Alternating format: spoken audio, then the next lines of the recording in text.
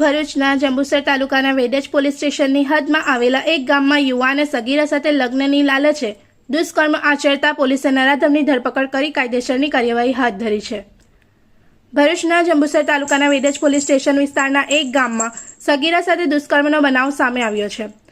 ઘટનાને પગલે વિસ્તારમાં ચકચાર મચી છે। 26 વર્ષીય યુવાને લગ્ન કરવાની લાલચ આપી સગીરા સાથે દુષ્કર્મ આચર્યું હતું।